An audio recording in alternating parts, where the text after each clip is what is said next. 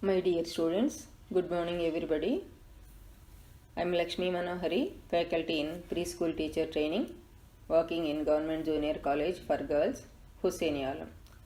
Today let us discuss the topic First Aid and Safety Measures, that is Unit 6, second year, third paper, Parent Education, Nutrition and Health.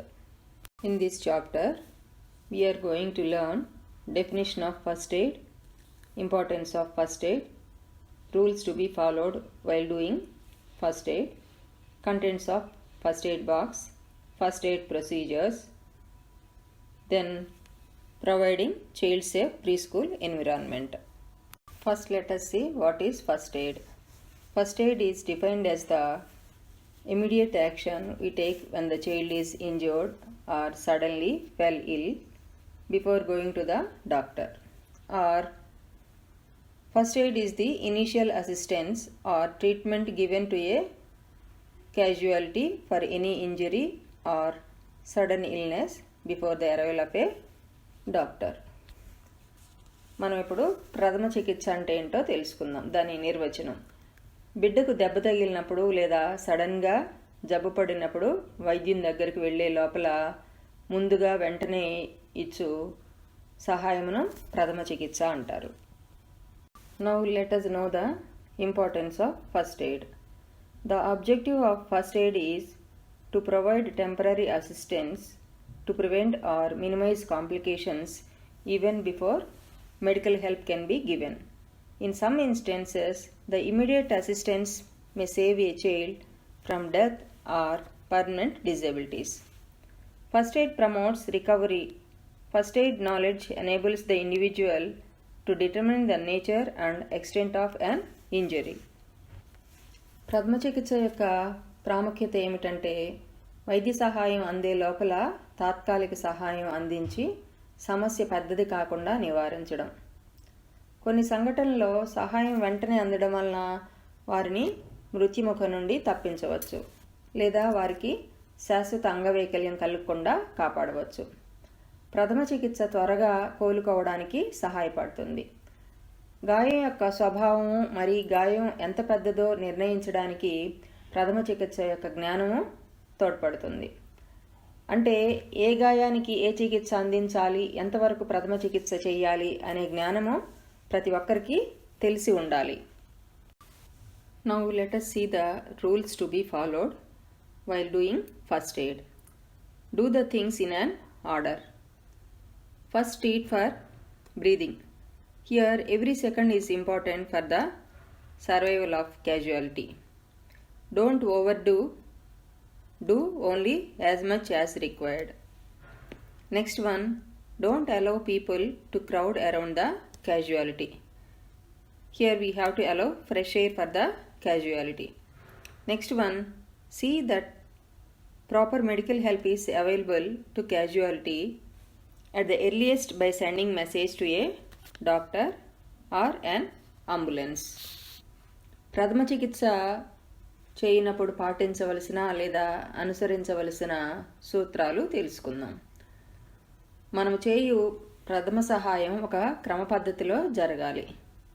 ముందు ఊపిరి తీసుకోవడంలో ఇబ్బంది ఉన్నట్లయితే దానికి సహాయం చేయాలి. గాయపడిన వ్యక్తి బ్రతకడానికి ప్రతి క్షణం కూడా చాలా విలువైనది, ముఖ్యమైనది. ఏది కూడా అతిగా చేయకూడదు. అవసరమైనంత వరకు మాత్రమే ప్రథమ సహాయం చేయాలి. గాయపడిన లేదా జబ్బుపడిన వ్యక్తి చుట్టూ జనం మోగి ఉండకూడదు. వ్యక్తికి స్వచ్ఛమైన గాలి అందేట్లుగా చూడాలి. గాయపడిన లేదా జబ్బుపడిన వ్యక్తికి వీలైనంత త్వరగా వైద్య సహాయం అందేలా చూడాలి. అంటే వెంటనే వైద్యుడికి కబురు పెట్టడం కానీ లేదా అంబులెన్స్కి కాల్ చేయడం కానీ చెయ్యాలి. Now let us see the contents of first aid box. ప్రథమ చికిత్స పెట్టెలో ఉండే వస్తువులు ఏంటో చూద్దాం. They or cotton, Dudi, swab sticks, దూది చుట్టిన పుల్లలు, సిజర్స్, కత్తెర, డ్రెస్సింగ్ ఫోర్సెప్స్ అంటే అది గాయంలోకి వెళ్ళిన రాయి లేదా మరి ఏ ఇతర వస్తువునైనా తీసే పరికరం, Dettol soap, next gauze pads. Gauze pads అంటే గాజు క్లాత్తో చుట్టబడిన దూది, sterile bandages, they are also known as rollers. ఇవి గాయానికి కట్టుకట్టడానికి ఉపయోగిస్తారు. Next syringes and needles. Next TT injection, aspirin tablets. ఈ ట్యాబ్లెట్స్ నొప్పిని తగ్గించడానికి వాడతారు. Hydrogen peroxide, methylated spirit or alcohol, అవి గాయాన్ని శుభ్రపరచడానికి వాడతారు. బర్నాల్ ఆయింట్మెంట్, ఇది కాలిన గాయాలకు పూసే మందు. రోల్ ఆఫ్ అడ్హెసివ్ టేప్, అంటే ఈ టేప్ని అంటించడానికి వాడతారు. మైల్డ్ సొల్యూషన్ ఆఫ్ అయోడిన్, అంటే తక్కువ గాఢత కలిగిన అయోడిన్ ద్రావణం. This is used for cleaning the wound, గాయాన్ని శుభ్రపరచడానికి వాడతారు. Painkillers. Next packet of bandaids, bandaids ఉన్న ఒక packet. Next first aid procedures. Will see one by one. First, cuts or scratches. These are due to road accidents or play. It requires immediate cleaning of the wound with soap and water. Clean the wound from the edge and then wipe away from the wound. After drying the wound, apply tincture. If the child had primary course of triple vaccine, a booster may be given. Otherwise, primary course should be given with 3 injections of triple vaccine if the child is less than 6 years. మనం ఇప్పుడు ప్రథమ చికిత్స చేయు విధానం గురించి తెలుసుకుందాం. ఇది గాయము లేదా ప్రమాదాన్ని బట్టి మారుతూ ఉంటుంది. మనం ఒక్కొక్కటి తెలుసుకుందాం. ముందుగా తెగడం లేదా గీరుకుపోవడం గురించి తెలుసుకుందాం. అప్పుడు ఏం చేయాలి అనేది. రోడ్ యాక్సిడెంట్స్ వలన కానీ లేదా ఆడుకుంటున్నప్పుడు కానీ తెగడం లేదా గీరుకుపోవడం జరుగుతుంది. అప్పుడు వెంటనే గాయాన్ని సబ్బు మరియు నీటితో శుభ్రపరచాలి. గాయాన్ని ఒక కొన నుండి లేదా అంచుల నుండి శుభ్రపరచాలి.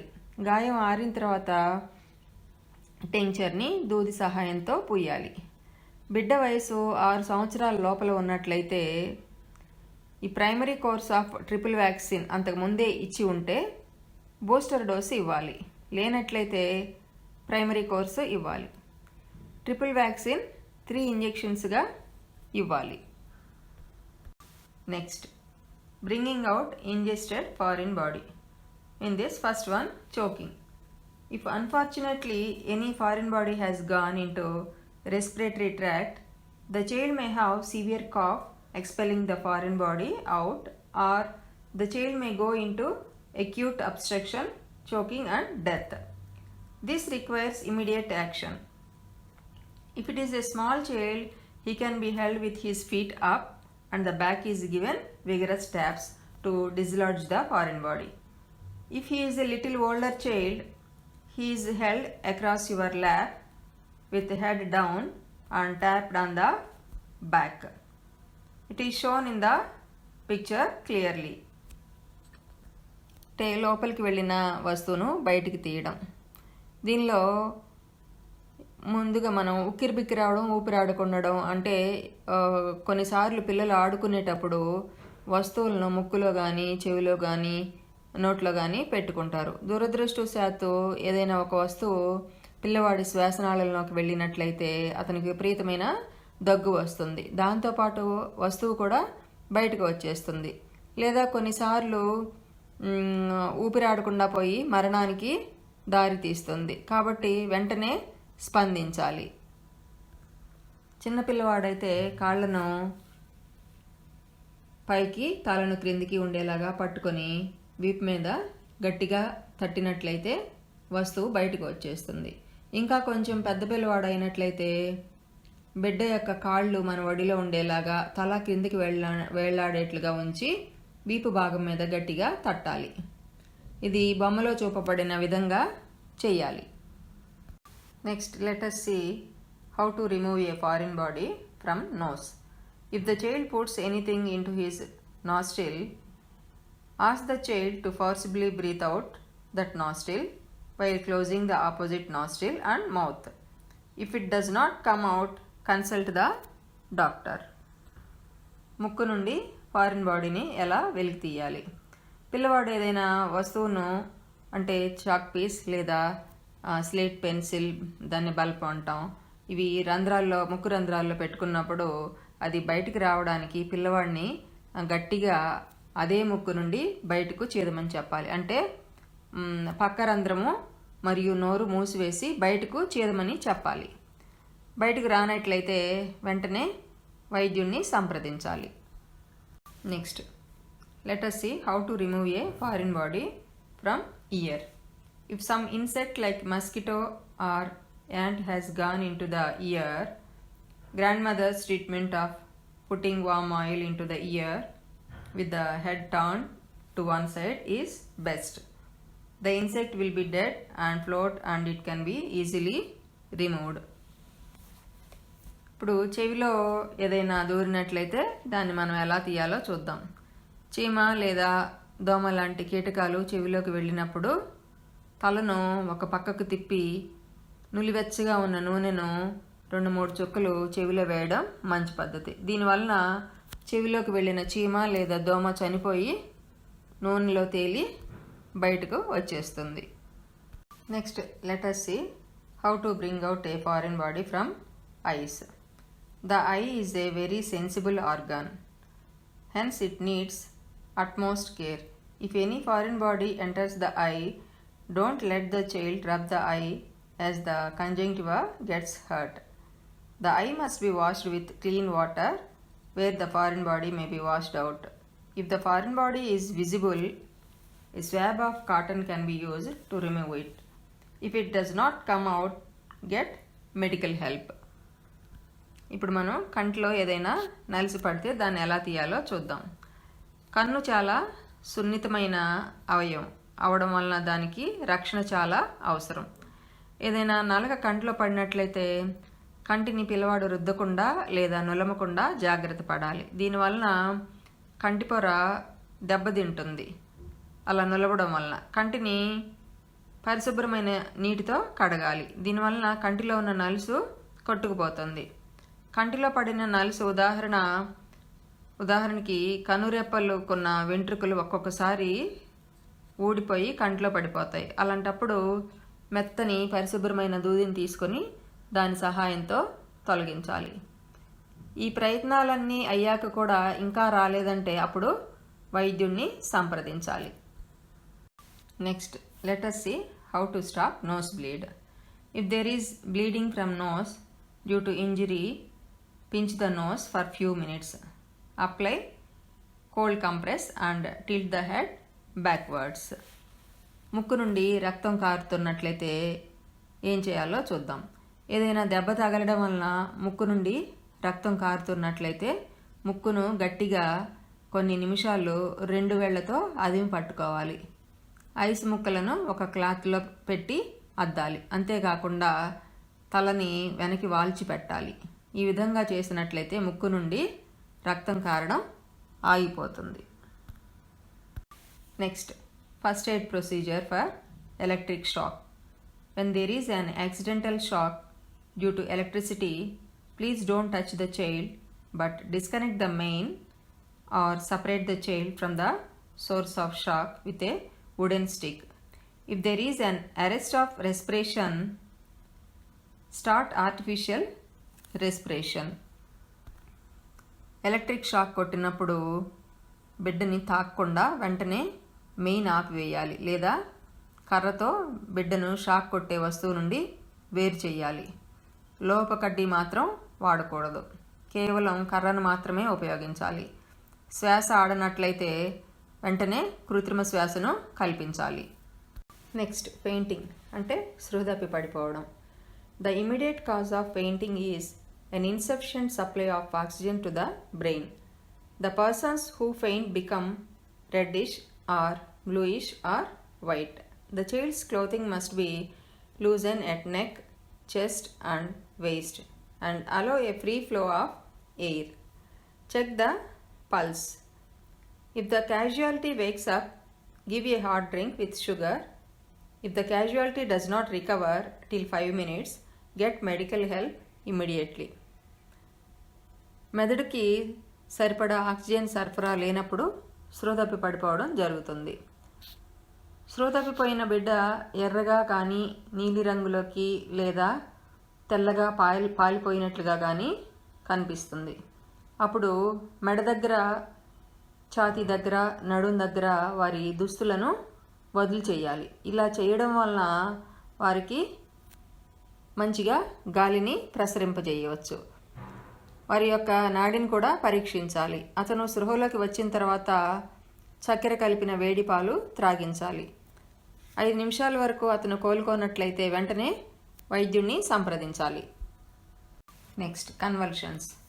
ఏ convulsion or fit is an involuntary contraction of many of the body muscles caused by a disturbance in the function of the brain.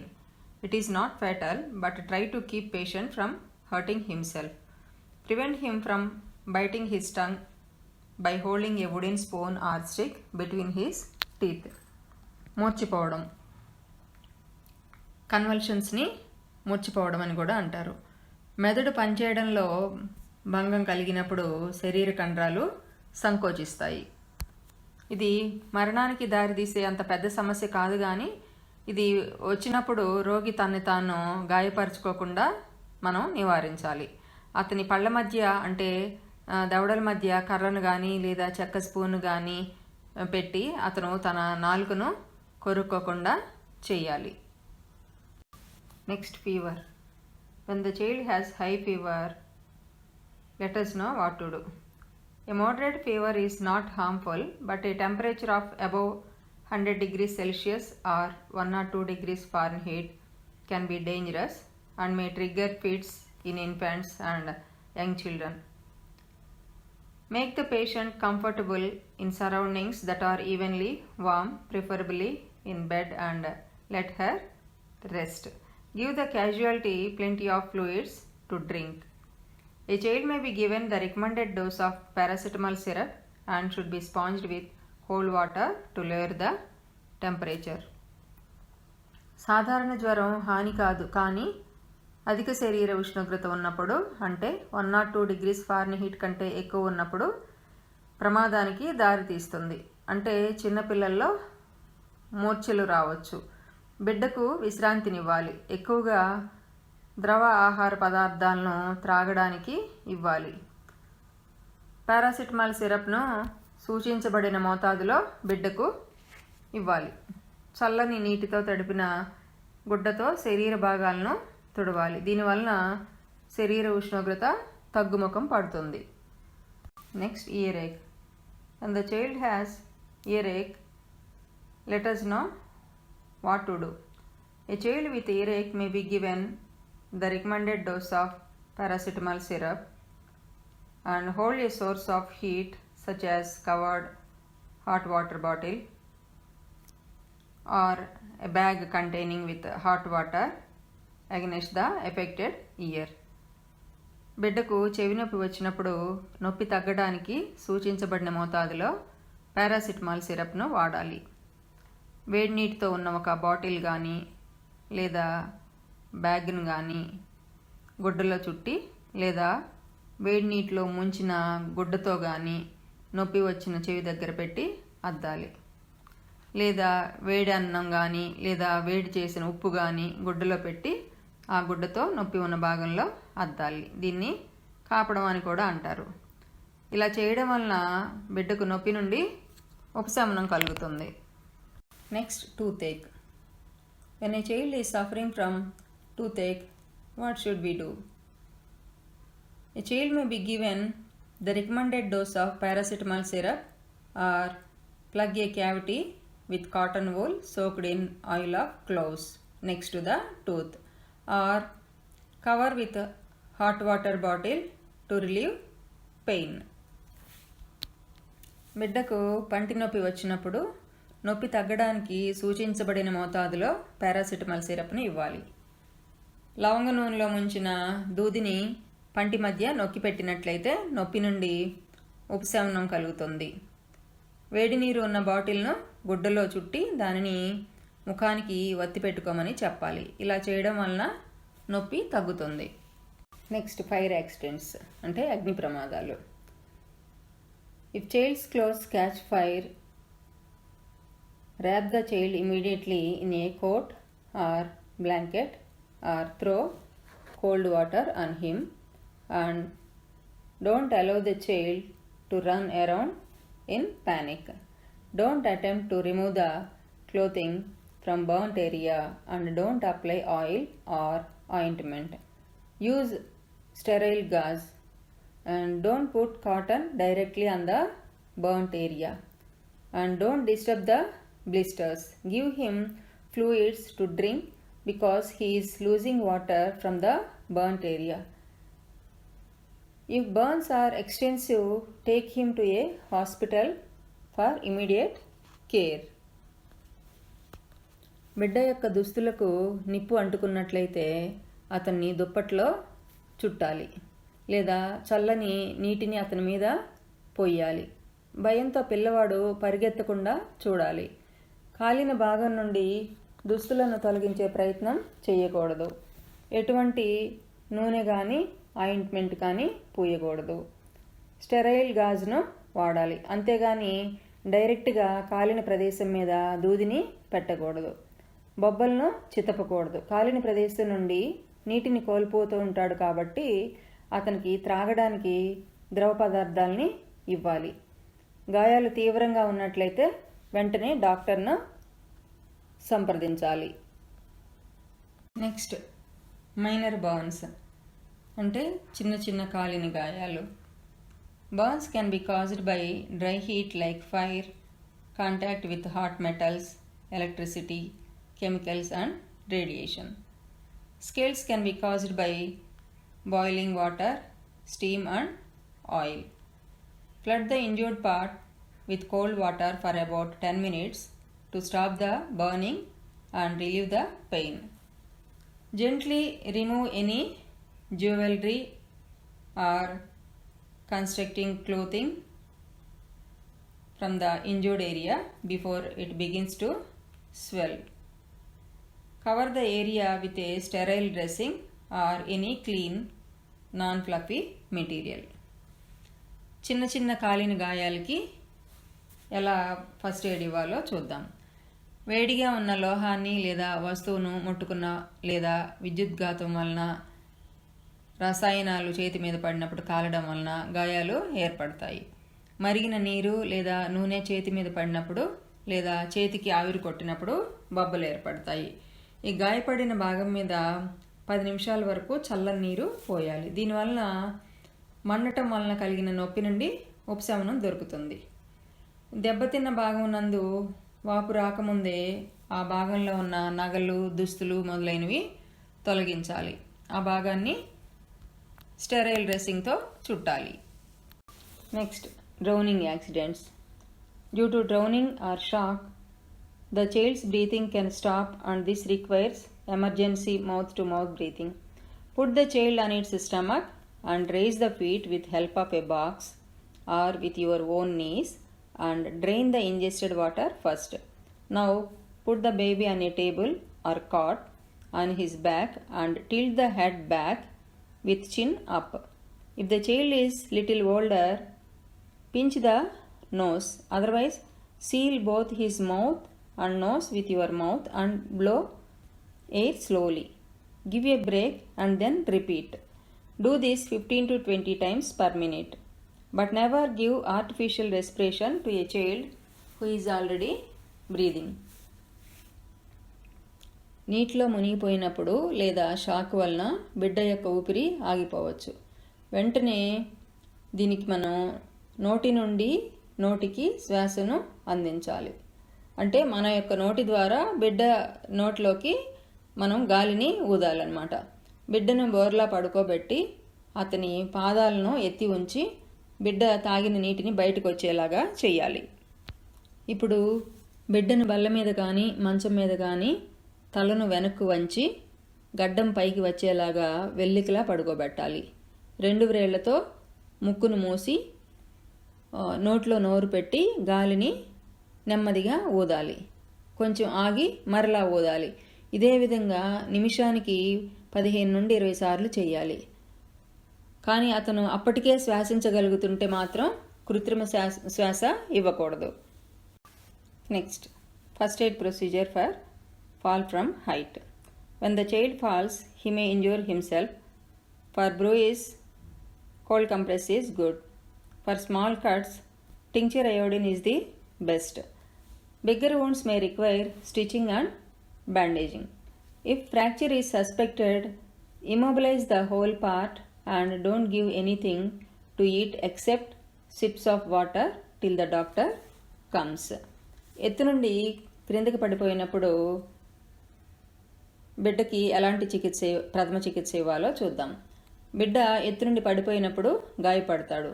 గాయాలకు చల్లని కంప్రెస్ మంచిది. అంటే ఐస్ ముక్కను గుడ్డలో చుట్టి గాయపడిన ప్రదేశంలో అద్దాలి, లేదా చల్లని నీటితో తడిపిన గుడ్డను పిండి అద్దాలి.